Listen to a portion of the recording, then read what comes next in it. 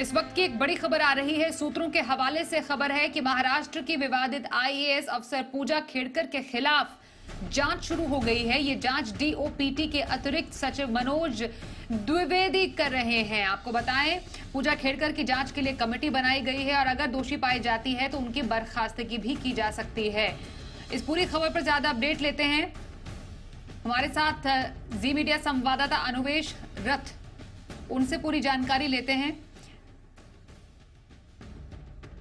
तो आईएएस बनने में ये जो धांधली है, आखिरकार ये पूरा जो खेल है वो कब से चल रहा था? क्योंकि अगर इस पूरे मामले की जांच होती है, जो एक कमेटी बनाई गई है उसमें हर एक पक्ष को रखा जाएगा और उसके बाद ये समझा जाएगा कि आखिरकार ये आपराधिक कार्रवाई की जाए उन पर या किस तरीके से इस पूरे मामले को आगे बढ़ाया जाए। अनुवेश रथ हमारे साथ है, जी मीडिया संवाददाता, उनसे बातचीत करते हैं। अनुवेश, आईएएस पूजा खेड़कर के खिलाफ जांच रिपोर्ट कब तक आ जाने की उम्मीद जताई जा रही है और अगर दोषी पाई गई तो क्या उनको बर्खास्त भी किया जा सकता है? जी देखिए, आईएएस पूजा खेड़कर के खिलाफ जो जांच ये बैठाई गई है, ये होम मिनिस्टर के द्वारा बैठाई गई है।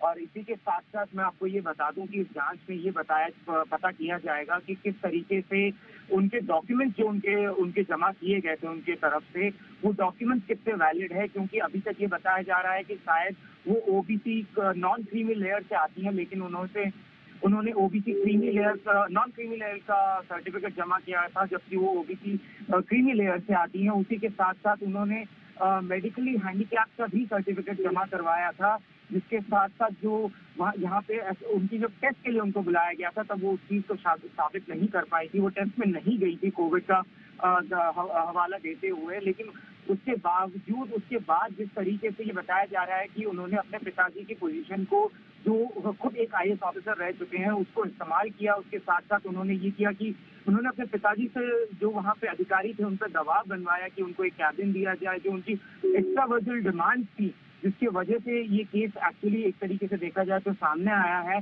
जहाँ पे उन्होंने अपनी निजी गाड़ी पे जो नीली बत्ती होती है वो उन्होंने लगा दिया था, जो आईएएस ऑफिसर्स को जनरली मिलता है, लेकिन वो अभी प्रोबेशन पे है, वो अब आईएएस ऑफिसर नहीं बनी है पूरी तरीके से। और उनका जो सिलेक्शन रैंक भी था, अगर 800 समथिंग उनका रैंक था, वो भी आप देखें तो उनके मार्क्स और उनकी तो तमाम चीजें हैं वो मैच नहीं कर रही थी। इसकी वजह से ये इन्वेस्टिगेशन होम मिनिस्ट्री की तरफ से बिठाया गया है। और इसी इन्वेस्टिगेशन में अगर वो साबित हो जाता है कि वो गलत तरीके से वहां तक पहुंचे हैं, पहले तो उनको आईएएस रैंक का, उनका जो आईएएस सिलेक्शन था वो कैंसिल किया जाएगा। और उसी के साथ साथ अगर आप देखें तो जो उनके जिस तरीके से फॉर्जरी का केस, वो भी उन पर दायर किया जा सकता है। और उसी के साथ साथ अगर वो प्रूव हो जाता है तो हो सकता है कि उनको जेल भी जाना पड़े।